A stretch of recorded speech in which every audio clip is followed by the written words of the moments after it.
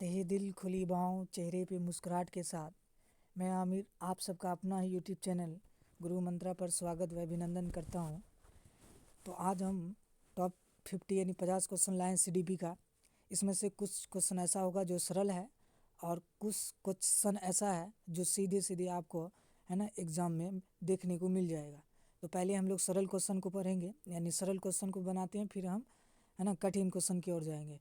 तो आज का जो पहला क्वेश्चन है वो दिया हुआ है कि एक छात्र को अपनी गर्लफ्रेंड यानी मोबाइल नंबर वो 2 अंकों का 5 सेट बनाकर याद कर लेता है। यह समस्या समाधान का कौन सा विधि है? कलन विधि है, खंडीकरण विधि है, या साधन साध्य विश्लेषण विधि है, या समरूपी विधि है को बताना है। तो किसी भी चीज़ को यानी किसी भी समस्या को हम क्या करते हैं, छोटे छोटे भागों में तोड़ के उसको याद करते हैं, तो उसी को क्या कहते हैं, खंडीकरण विधि कहते हैं। इसीलिए क्वेश्चन नंबर 1 का जो ऑप्शन होगा, ऑप्शन नंबर बी क्या होगा, बिल्कुल सही होगा। चलते हैं अगला क्वेश्चन। अगला क्वेश्चन है कि राम को 5 फीट गहरा एक गड्ढा खोदना है, वह जरूरी औजार पर चिंतन कर रहा है। यह समस्या समाधान की कौन सी विधि है? कलन विधि, खंडीकरण विधि, समस्या साधन साधन साध्य विश्लेषण विधि, या समरूपी विधि। वो क्या कर रहा है, यानी कुछ करने के लिए यानी गड्ढा खोदने के लिए औजारों की ज़रूरत होगी और उसी समस्या के लेकर वो चिंतन कर रहा है। तो वो कौन सी विधि का यानी समस्या समाधान की कौन सी विधि का प्रयोग कर रहा है? तो यह कहलाएगा है ना साधन साध्य विश्लेषण विधि, जो ऑप्शन नंबर सी अपना क्या होगा, बिल्कुल सही होगा। चलते हैं अगला क्वेश्चन। अगला है कि एक छात्र पूर्व में हल की गई समस्या के आधार पर नवीन समस्या को हल कर लेता है। ये कौन सी विधि कहलाता है? कलन विधि, खंडीकरण विधि, यानी साधन साध्य विश्लेषण विधि, या समरूपी विधि। तो वह समस्या को क्या कर रहा है, पूर्व यानी पहले हल की गई समस्या के आधार पर नवीन समस्या को वो क्या कर रहे हैं, हल कर रहा है। इसीलिए ये क्या होगा, समरूपी विधि, जो ऑप्शन नंबर डी में दिया है। इसीलिए अपना ऑप्शन नंबर डी बिल्कुल सही आंसर है। चलते हैं अगला क्वेश्चन है क्वेश्चन नंबर 5 कि एक छात्र किसी प्रश्न को हल नहीं कर पा रहा था। अचानक उसे याद आया कि प्रश्न तो 3 वर्ष पहले प्रश्न पत्र में आया है। ये समस्या समाधान की कौन सा विधि का प्रयोग है? सूझ विधि होगा, या खंडीकरण विधि, है ना साधन साध्य विश्लेषण विधि, या कलन विधि। तो इसको कहते हैं कलन विधि, ठीक है। तो ऑप्शन नंबर डी अपना बिल्कुल सही आंसर है। चलते हैं क्वेश्चन नंबर 6 में। क्वेश्चन नंबर 6 में दिया है कि वह विधि जिसमें समस्या समाधान की गारंटी होती है उसको क्या कहते हैं? कलन विधि, खंडीकरण विधि, साध्य यानी साधन साध्य विश्लेषण विधि, या समरूपी विधि। तो वह विधि जिसमें समस्या समाधान की गारंटी है तो उसको कहते हैं कलन विधि। अर्थात कलन विधि है ना, जैसे जोड़ दें 2 प्लस कितना 2 बने 4 आएगा। मतलब इसमें क्या है, अगर समस्या को समाधान किया जाए है ना, तो ये स्पष्ट है कि उसका रिजल्ट क्या आएगा, 4 ही आएगा। इसका मतलब रिजल्ट गारंटी आएगा, इसीलिए कहते हैं इसको कलन विधि। ऐसा विधि जिसमें समस्या समाधान की गारंटी होती है उसको कहते हैं कलन विधि। इसीलिए ऑप्शन नंबर ए अपना बिल्कुल सही आंसर है। चलिए क्वेश्चन नंबर 7 में है कि निम्न में से समस्या समाधान के लिए कौन सा तत्व का होना जरूरी नहीं है ना। तो ऑप्शन ए है समस्या की जानकारी, समस्या से जुड़े आंकड़े, समाधान के लिए संकेत, और परिणाम की उम्मीद। तो समस्या समाधान के लिए परिणाम की उम्मीद होना आवश्यक नहीं है। अगर समस्या समाधान के लिए आपके पास समस्या की जानकारी होना चाहिए, उससे जुड़े आंकड़े होना चाहिए, तभी हम और समाधान के लिए संकेत होना चाहिए। तो ये 3 जरूरी है। परिणाम की उम्मीद है ना, ये जरूरी नहीं है। इसीलिए ऑप्शन नंबर डी क्या होगा, अपना बिल्कुल सही आंसर होगा। चलिए अगला क्वेश्चन है कि क्वेश्चन का एक छात्र कई बार असफल होने के बावजूद भी वो सफलता हेतु अपना रणनीति को नहीं बदल रहा है, और ऐसी स्थिति को क्या कहेंगे आप? मोर्चाबंदी, या कार्यात्मक स्थिरता, या सूझ, या कलन विधि।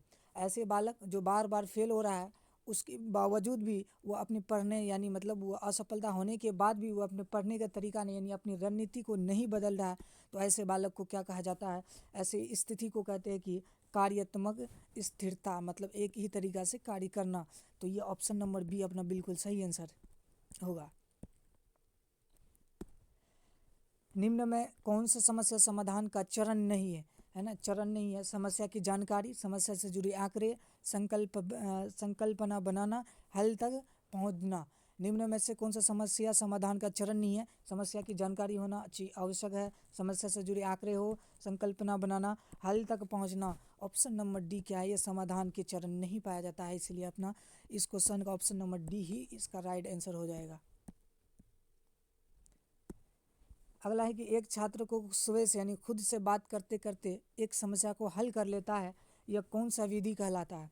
कलन विधि, मौखिकरण विधि, है ना, साधन साध्य विश्लेषण विधि या समरूपी विधि। कोई भी बालक है वह स्वयं को यानी अपने आप बात करते करते वह समस्या को क्या कर लेते हैं? हल करते हैं। तो ऐसी विधि को मौखिकरण विधि कहते हैं। चलते चलते किसी भी समस्या को समाधान कर लेना मौखिक विधि, इसीलिए ऑप्शन नंबर बी इस सवाल का जवाब होगा।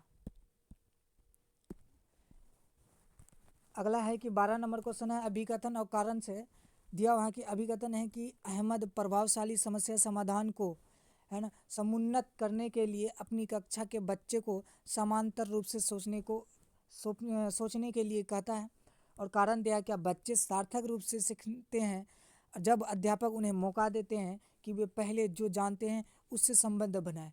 तो अभिकथन और कारण में अहमद प्रभावशाली समस्या समाधान को, है ना, समुन्नत करने के लिए अपनी कक्षा में बच्चों को समानांतर रूप से सोचने के लिए कहता है। तो अभिकथन भी सही है। और कारण क्या कहता है कि बच्चे सार्थक तरीके से सीखते हैं, तो कारण भी सही है। तो इसीलिए क्वेश्चन नंबर 12 को जो ऑप्शन नंबर ए दिया है, ए और दोनों सही है और व्याख्या भी करता है। तो इस सवाल के लिए ऑप्शन नंबर ए ही इसका बिल्कुल सही आंसर है।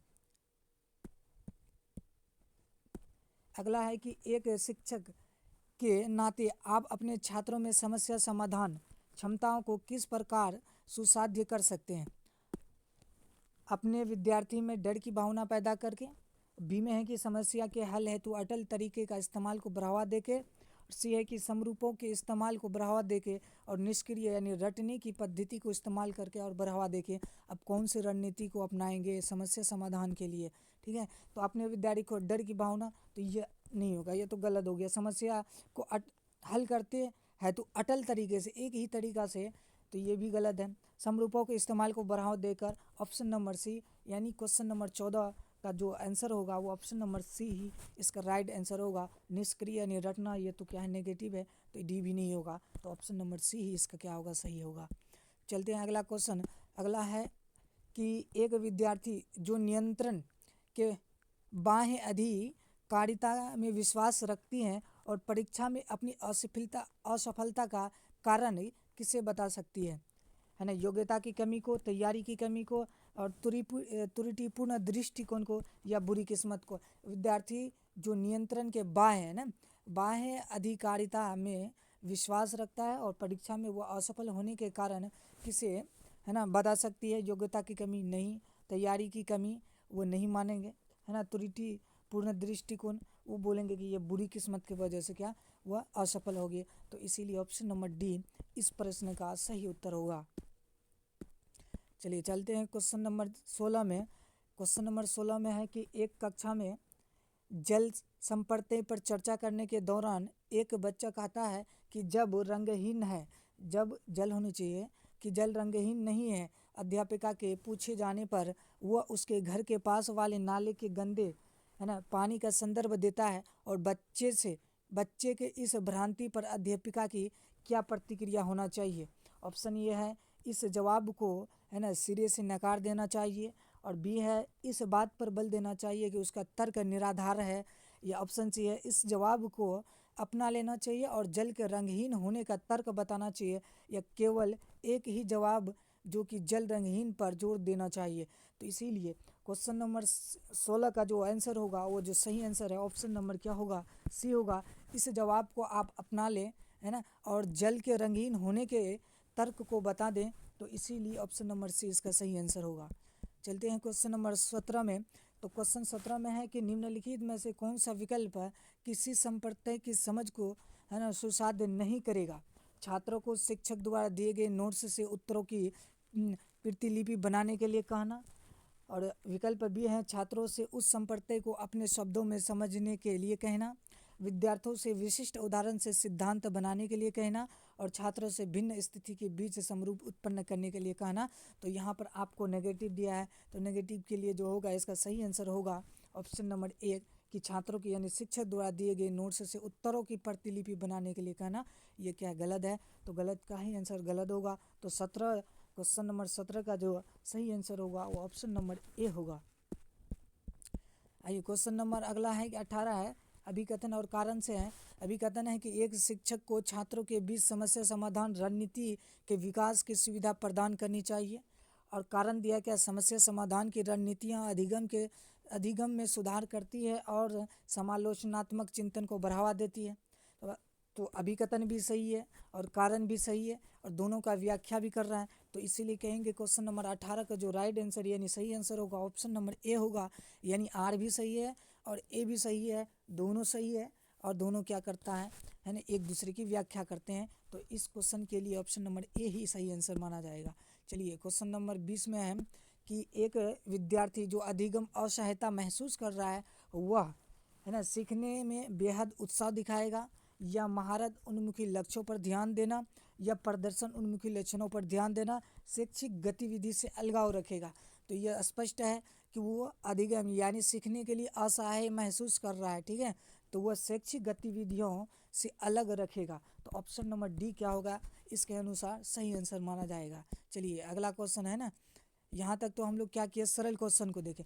अब यहाँ से जो भी क्वेश्चन को हम लोग बनाएंगे ये बहुत ही जटिल प्रश्न होगा और ये डायरेक्ट आपका मतलब है ना एग्ज़ाम में देखने को मिलेगा, यही से 2 से 3 क्वेश्चन, ठीक है। ये जितना भी मतलब कठिन क्वेश्चन था सारे कठिन क्वेश्चन को लाए हैं, क्योंकि ऐसा भी सवाल पूछा जाता है, सरल भी पूछा जाता है और हार्ड भी पूछा जाता है, तो दोनों को हम लोग को करना है। तो सरल तो हो गया, आप थोड़ी हार्ड को कर दे, उतना भी हार्ड नहीं है।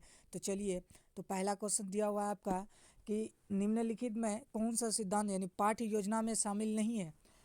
ऑप्शन ए में दिया है उद्देश्यों की स्पष्टता, शिक्षण का ज्ञान, योजना की कठोरता और विद्यार्थियों का ज्ञान। आपको बताना है कि पाठ्य की योजना बनाने में कौन से सिद्धांत शामिल नहीं है, यानी उद्देश्य की स्पष्टता, शिक्षण की ज्ञान, योजना की कठोरता, विद्यार्थियों के ज्ञान।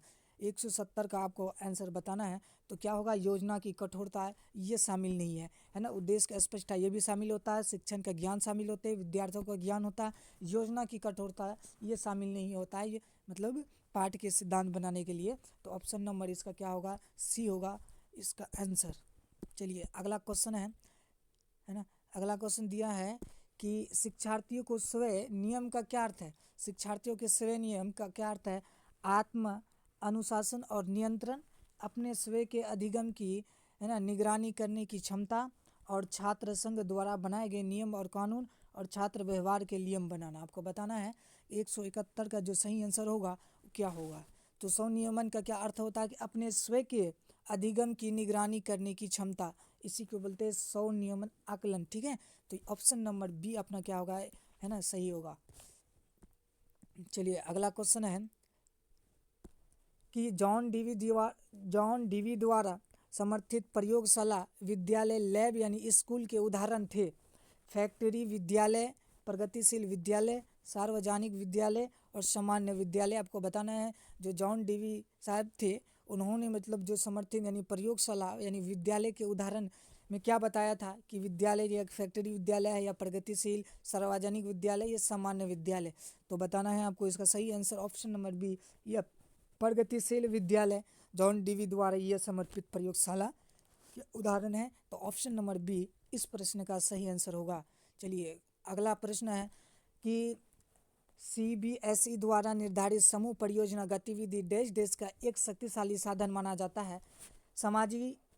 सामाजिक भागीदारी को सुविधाजनक बनाने, शिक्षकों का बोझ कम करने, नियमित शिक्षण के कारण उत्पन्न तनाव को दूर करने और अनेकता में एकता की अवधारणा को बढ़ावा देने के लिए। तो आपको बताना है ना सीबीएसई द्वारा निर्धारित समूह परियोजना यानी गतिविधि डैश डैश का एक शक्तिशाली साधन होगा। नियमित शिक्षण के कारण क्या होगा, नियमित शिक्षण के कारण उत्पन्न तनाव को दूर करना। तो ऑप्शन नंबर सी इसका सही आंसर होगा, है ना।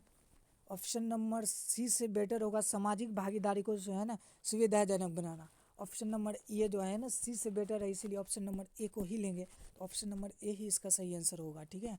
चलिए अगला क्वेश्चन है कि निःशुल्क निःशुल्क और अनिवार्य शिक्षा का अधिकार यानी 2009 में अनिवार्य शब्द का अर्थ क्या था कि दंडात्मक कार्य से बचने के लिए माता पिता अनिवार्य रूप से अपने बच्चों को विद्यालय भेजने के लिए मजबूर है, या निरंतर परीक्षण के माध्यम से अनिवार्य शिक्षण प्रदान की जाए, या केंद्र सरकार प्राथमिक शिक्षा में प्रवेश उपस्थिति और पूर्णता सुनिश्चित करेगा, या उपर्युक्त सरकार प्रारंभिक शिक्षा में प्रवेश और उपस्थिति और पूर्णता सुनिश्चित करेंगे। आपको बताना है कि निःशुल्क और अनिवार्य शिक्षा का अधिकार 2009 में यानी अनिवार्य जो शब्द है इसका अर्थ क्या है, तो ऑप्शन नंबर डी होगा कि उपयुक्त सरकार यानी प्रारंभिक शिक्षा में प्रवेश उपस्थिति और पूर्णता सुनिश्चित करना।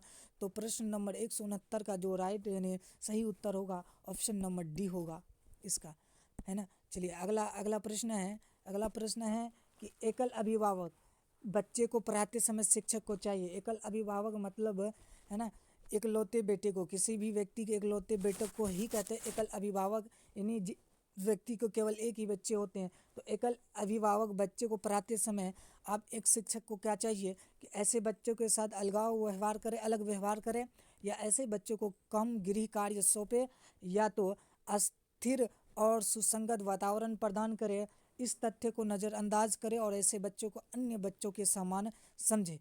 तो एकल अभिभावक हो या कोई भी बालक हो, तो एक शिक्षक को क्या करना है, सभी बच्चे को है ना समान समझना है, चाहे वो कैसे भी घर से हो, अमीर हो या गरीब हो, हालात जैसे भी हो, तो उसको क्या करना है ना अन्य बच्चों की तरह ही समझना है। तो ऑप्शन नंबर डी इसका सही आंसर है।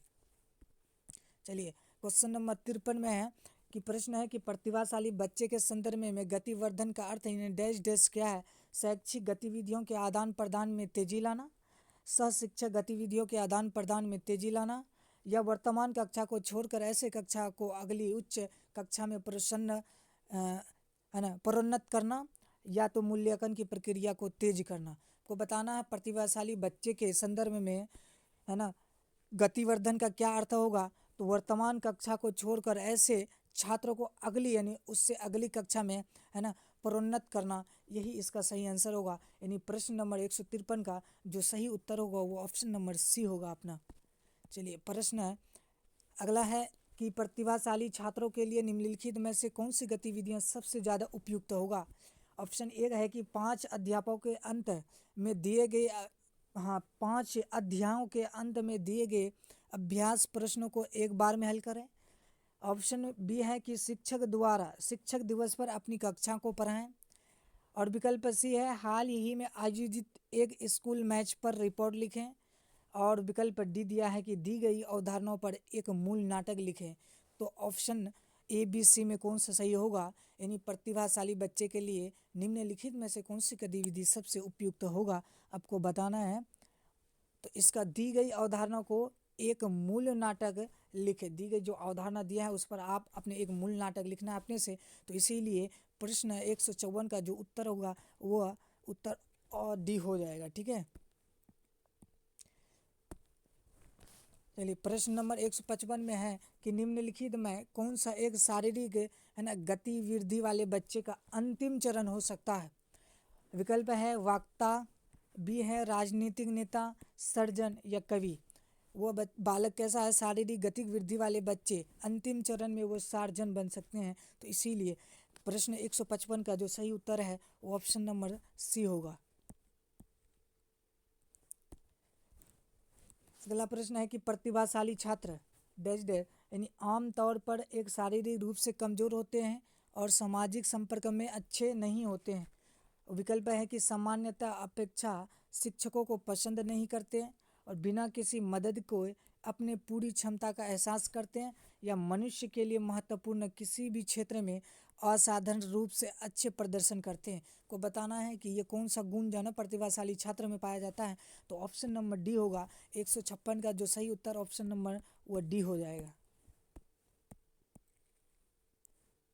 अगला प्रश्न है कि मिश्रित आयु वर्ग के छात्र वाली कक्षा में है ना काम करने वाले शिक्षक के लिए डैश डैश का ज्ञान सबसे ज़्यादा महत्वपूर्ण है।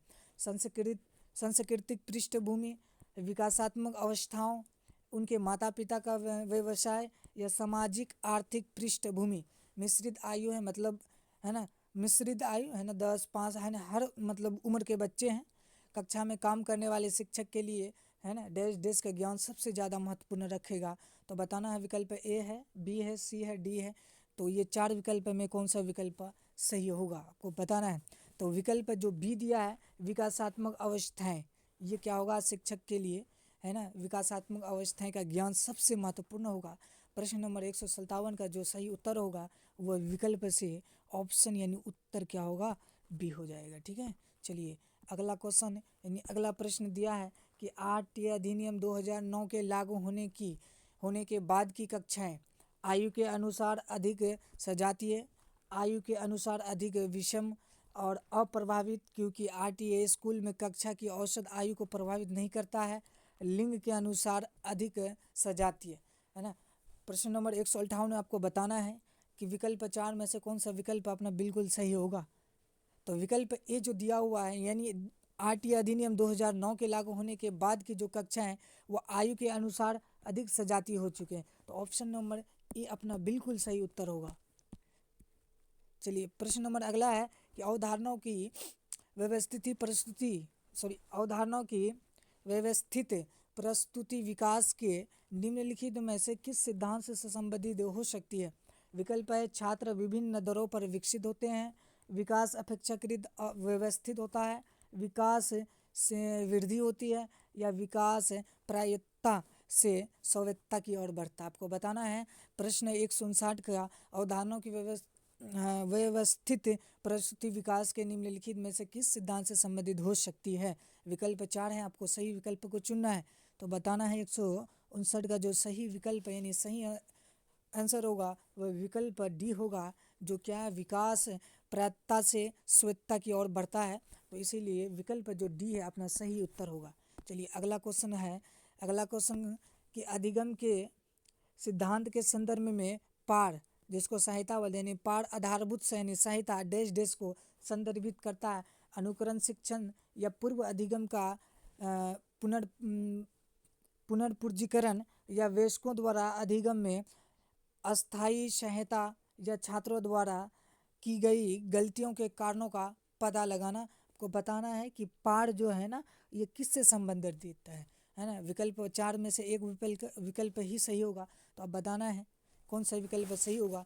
तो क्वेश्चन है कि अधिगम के सिद्धांत के संदर्भ में पार यानी सहायता को संदर्भित करती है, तो विकल्प इसका सी होगा। ठीक है, कि वयस्कों द्वारा अधिगम में अस्थायी सहायता देना, अस्थायी मतलब थोड़ा सहायता देने के बाद और सहायता न देना, ये अस्थायी सहायता कहलाता है। तो इसीलिए प्रश्न 160 का जो सही उत्तर होगा वह विकल्प से सी अपना होगा। ठीक है, अगला प्रश्न देखिए कि वाक्य यानी मैडम है ना ड्राइव एवं बाईसाइकिल डैश डैश है वाक्यात्मक रूप से सही लेकिन शब्दार्थ रूप से गलत, या शब्दार्थ रूप से सही लेकिन वाक्यात्मक रूप से गलत, या शब्दार्थ के साथ साथ वाक्यत रूप से भी सही है, या शब्दार्थ के साथ साथ है ना वाक्यात्मक रूप से भी गलत है। आपको बताना है कि वाक्य दिया हुआ एक मैडम है ना ड्राइव्स ए बाइसिकल, आपको बताना है कि यहाँ पे ऑप्शन नंबर कौन सा होगा। तो ऑप्शन नंबर ए जो दिया है ना वाक्यात्मक रूप से सही है लेकिन जो शब्दार्थ रूप से गलत है, इसलिए प्रश्न 161 का जो सही उत्तर होगा वो विकल्प अपना एक होगा। ठीक है, चलते हैं अगला प्रश्न। अगला प्रश्न है कि छात्रों को उनकी बुद्धि लब्धि के आधार पर विभिन्न समूह में वर्गीकृत करने से उनके आत्मसम्मान में डैश डैश होती है और उनके शैक्षणिक प्रदर्शन में डैश डैश होगा। वृद्धि और कमी होगा, या वृद्धि और वृद्धि होगा, कमी कमी होगा, या कमी पर कोई प्रभाव नहीं पड़ेगा। को क्वेश्चन को सही से पढ़ना है और विकल्प आपको सही विकल्प को चुनना है। तो चलिए छात्रों को उनकी बुद्धि लब्धि के आधार पर अगर हम अलग अलग यानी विभिन्न समूह में वर्गीकृत करने से उनके आत्मसम्मान में क्या होगा वृद्धि होगा तो नहीं होगा, उसके आत्मसम्मान में क्या होगा तो कमी होगा। तो यहाँ पे तो कमी आ जाएगा। ठीक है, फिर कहता है कि यहाँ तो कमी आया, तो कमी कहाँ पे है तो ये तो गया, ये तो गया, बचा ये सी और डी। और फिर कहता है और उनके शैक्षणिक प्रदर्शन में क्या कमी होगा या कोई प्रभाव नहीं करेगा, तो उसमें भी कमी होगी। तो कमी और कमी होगा जो विकल्प सी में दिया है, यानी प्रश्न 162 का जो सही उत्तर होगा वह विकल्प से अपना सी हो जाएगा। ठीक है, चलते हैं अगला प्रश्न की ओर।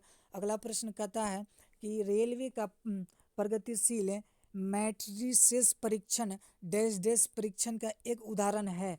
विकल्प है कि शाब्दिक बुद्धि लब्धि, विकल्प बी है संस्कृति मुक्त बुद्धि लब्धि यानी द कल्चर फेयर टेस्ट, या ऑप्शन सी है गैर सामूहिक बुद्धि लब्धि, या डी है व्यक्तित्व। आपको बताना है रेवेन का जो प्रगतिशील मैट्रिसेस परीक्षण का एक उदाहरण क्या है। विकल्प 4 में से एक ही विकल्प आपको सही विकल्प चुनना है। तो सही विकल्प होगा संस्कृति मुक्त बुद्धि लब्धि यानी द कल्चर फेयर टेस्ट, है ना। प्रश्न 163 का जो सही उत्तर होगा वह विकल्प से अपना बी हो जाएगा। चलिए अगला प्रश्न है कि एक महिला ने भोजन प्राप्त करने के लिए अपने बच्चों को बेच दिया। इस खबर को निम्नलिखित में किसके आधार पर अच्छी तरह समझा जा सकता है। विकल्प ए दिया है आपका कि मनोसामाजिक सिद्धांत, या आवश्यकताओं का पदानुक्रमिक सिद्धांत, या मनोविश्लेषणात्मक सिद्धांत, और या तो पुनर्बलित आकस्मिकताओं का सिद्धांत। बताना है 164 का जो सही विकल्प होगा वो क्या हो जाएगा। तो आवश्यकताओं के पदानुक्रमिक सिद्धांत यही होगा, यानी 164 का जो सही उत्तर होगा वो ऑप्शन नंबर अपना बी हो जाएगा। ठीक है, चलिए प्रश्न संख्या अगला है 165। तो 165 प्रश्न संख्या है, कहता है कि सतत और व्यापक मूल्यांकन योजना में शब्द व्यापक डैश डैश को छोड़कर निम्नलिखित द्वारा समर्पित है। एकाधिक बुद्धि का सिद्धांत, और विकल्प बी है कि सूचना प्रसंस्करण का सिद्धांत, और सी दिया है कि जेपी गिलफोर्ड की बुद्धि की संरचना का सिद्धांत, और विकल्प डी है एल है ना थर्स्टन का प्राथमिक मानसिक क्षमताओं का सिद्धांत। को बताना है प्रश्न संख्या 165 का जो ऑप्शन होगा वो क्या हो जाएगा। ठीक है, तो 165 का जो ऑप्शन नंबर बी दिया हुआ है सूचना प्रसंस्करण का सिद्धांत, ये क्या होगा प्रश्न 165 का जो सही उत्तर होगा वो विकल्प से अपना बी हो जाएगा। चलिए अगला प्रश्न है कि अधिगम डैश डैश मूल्यांकन और मूल्यांकन निर्देश के बीच डैश डैश को मजबूत करके अधिगम को प्रभावित करता है। के लिए संबंध, यानी पहला जो डैश दिया है उसके लिए के लिए संबंध, के लिए अंतर का परिवर्तन, है ना। क्वेश्चन को सही से पढ़ना है, उसके बाद ही हमको क्या करेंगे विकल्पों को चुनना होगा। तो अधिगम डैश डैश मूल्यांकन और निर्देश के बीच को मजबूत करके अधिगम को प्रभावित करेगा, यानी प्रभावित करता है, आपको बताना है। तो अधिगम, तो यहाँ क्या होगा के लिए मूल्यांकन, अधिगम के लिए मूल्यांकन, तो के लिए तो यहाँ पे नहीं है, यहाँ पे नहीं, तो सी डी कट जाएगा, बी और ए बचा। तो अधिगम के लिए मूल्यांकन और मूल्यांकन निर्देश के बीच संबंध मजबूत करके अधिगम को प्रभावित करता है, या अंतर तो मजबूत करके करता है, तो बी कटेगा, ऑप्शन बचेगा ए। तो 166 का जो सही उत्तर होगा वो अपना हो जाएगा विकल्प से ए, बिल्कुल सही हो जाएगा। चलिए अगला प्रश्न है कि विज्ञान के प्रयोग में लड़के आमतौर पर उपकरण का प्रयोग करते हैं और लड़कियों को डेटा रिकॉर्ड करना या पात्र की, है ना, धोने के लिए कहते हैं। यह प्रवृत्ति क्या दर्शाती है। विकल्प ए है कि नाजुक होने के कारण लड़कियां ऐसे काम ऊर्जा यानी खपत वाले कार्यों को पसंद करती है। बी दिया कि लड़कियां उत्कृष्ट पर्यवेक्षक होते हैं और डेटा को त्रुटि रहित तरीके से रिकॉर्ड करती है। और विकल्प डी है पुरुषत्व और स्त्रीत्व भूमिकाओं की रुचिबद्धता यानी स्कूलों में भी होती है। और डी दिया है कि लड़के उपकरणों के अधिक कुशलता से संभाल सकते हैं क्योंकि वे स्वाभाविक रूप से ऐसी चीज़ों को करने के लिए, है ना, संपन्न होते हैं। तो आपको बताना है कि प्रश्न संख्या 167 का तो विकल्प 4 दिया है ABCD, तो इसमें से कौन सा विकल्प सही होगा। तो बताना है कि कौन सा विकल्प सही होगा। तो प्रश्न को फिर से पढ़ते हैं। देखो, विज्ञान के प्रयोग में लड़के आमतौर पर विज्ञान के प्रयोग में लड़के आमतौर पर उपकरण का प्रयोग करते हैं और लड़कियों को डेटा रिकॉर्ड करने या पात्र को, है ना, धोने के लिए कहते हैं। यह प्रवृत्ति दर्शाती है। ठीक है, तो आपको बताना है। तो चलिए ऑप्शन नंबर ए है। ऑप्शन नंबर ए क्या है कि ऑप्शन नंबर ए है कि नाजुक होने के कारण लड़कियां ऐसी कम ऊर्जा खपत वाली कार्य को पसंद करती हैं। ये गलत है। लड़की उत्कृष्ट पर्यवेक्षक होती है और डेटा को त्रुटि रहित तरीके से रिकॉर्ड करती है, तो ये भी गलत है। पुरुषत्व और स्त्री भूमिकाओं की रीतिवैधता स्कूलों में भी होती है। तो ऑप्शन से क्या होगा, सी होगा। स्कूल में क्या होता है, रूढ़िवादिता का भी प्रचलन चल रहा है इस क्वेश्चन के अनुसार। तो 167 का जो सही उत्तर होगा वो विकल्प से सी हो जाएगा। चलिए अगला प्रश्न है। अगला प्रश्न दिया है कि एक आंतरिक रूप से अभिप्रेत छात्र के लिए क्या होंगे। पुरस्कार की बिल्कुल भी आवश्यकता नहीं होती है। बाहरी पुरस्कार उसे है ना अभिप्रेरित रखने के लिए पर्याप्त नहीं होते हैं, और अभिप्रेरणा का स्तर बाहरी रूप से अभिप्रेरित छात्र से कम होता है, या औपचारिक कक्षा की कोई आवश्यकता नहीं होती है। आपको बताना है आंतरिक रूप से अभिप्रेरित छात्र के लिए कौन सा विकल्प सही होगा। तो क्या होगा, बाहरी जो उसका पुरस्कार उसे अभिप्रेरित रखने के लिए पर्याप्त नहीं होता है, तो इसीलिए ऑप्शन नंबर जो बी होगा अपना बिल्कुल सही होगा। चलिए अगला प्रश्न है।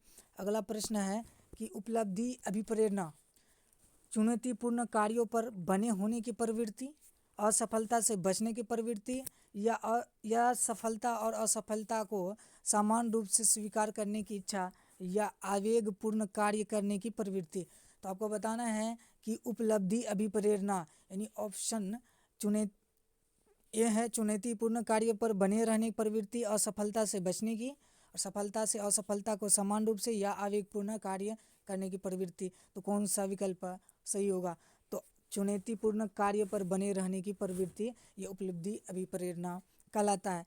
तो प्रश्न संख्या 175 का जो सही उत्तर होगा वो विकल्प से अपना ए हो जाएगा।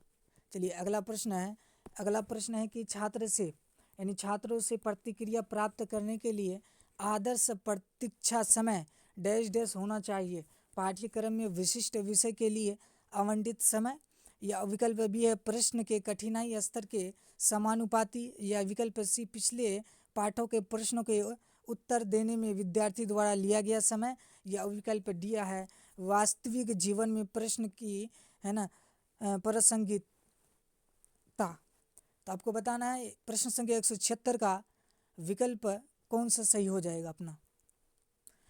तो 176 के लिए विकल्प बी को देखो, विकल्प बी प्रश्न में कठिनाई स्तर के समान अनुपाती। तो विकल्प बी क्या होगा 176 का सही मतलब आंसर होगा। अगला प्रश्न है कि मान लीजिए कि आप स्कूल शिक्षा बोर्ड के अध्यक्ष हैं, ठीक है। आप अपने अधिकार क्षेत्र के अधीन स्कूलों में शिक्षा की समग्र गुणवत्ता में सुधार करने की योजना कैसे बनाएंगे। इस प्रकार का प्रश्न डैश डैश का क्या उदाहरण होगा। उच्चतर कोटि अभिसारी, या उच्चतर कोटि अपसारी, निम्नतर कोटि अभिसारी, या निम्नतर कोटि अपसारी। देखो सबसे पहले कि अभिसारी जहाँ भी होगा तो ये प्रश्न को क्या करता है, निगेटिव बना देता है। तो अभिसारी जहाँ रहेगा उसको तो काट ही देना है। अपसारी क्या होता है, चिंतन को बढ़ावा देता है, अभिसारी चिंतन को संकुचित करता है। तो आप अपने पास बचा अभिसारी कटा तो ए कट गया, अभिसारी कटा तो बी भी सी भी कटा। अपने पास है बी और डी उच्चतर कोटि अपसारी या निम्नतर कोटि अपसारी। तो ऑप्शन से क्या होगा, बी होगा 177 का सही आंसर, ठीक है। तो अगला प्रश्न है। चलिए अगला प्रश्न दिया है कि एक छात्र कहता है my mother regret principal ma'am last night. एक शिक्षक के रूप में आपका उत्तर क्या होना चाहिए। विकल्प है कि ओ सच में आपकी माँ ने कल रात प्रिंसिपल मैडम को फ़ोन किया था, क्या उन्होंने उनसे मिलने का समय मांगा था। बी है कि प्रिय बच्चे आप क्रिया के सही रूप का प्रयोग नहीं कर रहे हैं, या सी में है कि यहाँ है ना रिंड नहीं होना चाहिए बल्कि रेंग होना चाहिए, और डी में है कि आप ध्यान से वो है ना क्यों नहीं सुनते, जैसा कि मैंने आपको पहले बताया इसे रेंग होना चाहिए रिंड नहीं। वो बताना है 178 प्रश्न का कौन सा विकल्प सही होगा। तो विकल्प ए है ना, वो सच में आपकी माँ ने कल रात प्रिंसिपल मैडम को फ़ोन किया था, क्या उन्होंने है ना उनसे मिलने का समय मांगा था। तो विकल्प ए अपना बिल्कुल सही उत्तर हो जाएगा, ठीक है। चलिए प्रश्न संख्या अगला प्रश्न संख्या है कि प्राथमिक विद्यालय में बच्चे लॉरेंस कोल्बर द्वारा प्रस्तावित निम्नलिखित में से किस चरण का पालन करता। आज्ञाकारिता और दंड अभिविन्यास, विधियाँ है व्यक्तिवाद और विनिमय, और अच्छे पारस्परिक संबंध, सामाजिक अनुबंध और व्यक्तिगत अधिकार। बच्चे प्राथमिक विद्यालय में हैं तो वह आज्ञाकारी दंड अभिविन्यास, यानी वह आज्ञाकारी होगा, दंड से वह बचेगा, तो विकल्प ए तो होगा ही, तो डी कट गया। बी है व्यक्तिवाद और विनिमय, प्राथमिक कक्षा का बच्चा है, ये तो होगा नहीं, तो बी कटा है, बी कहाँ है, ठीक है, सॉरी व्यक्तिवाद और विनिमय, ठीक है। और सी में दिया है आपका क्या, अच्छे पारस्परिक संबंध, और डी में दिया है सामाजिक अनुबंध और व्यक्तिगत अधिकार, ठीक है। आपको बताना है कि कौन सा सही होगा, इसका ए सही होगा और बी ही सही होगा, सी और डी नहीं होगा। अच्छे पारस्परिक संबंध नहीं बना सकते हैं क्योंकि प्राथमिक विद्यालय के बच्चे हैं, और सामाजिक अनुबंध व्यक्तिगत है ना अधिगम, ये क्योंकि अच्छे पारस्परिक संबंध है, ये तो उसका मतलब कोई चरण ही नहीं है, तो ए और बी ही अपना क्या होगा, बिल्कुल सही उत्तर होगा। तो आज यही तक, मिलते हैं अगली वीडियो में, ठीक है।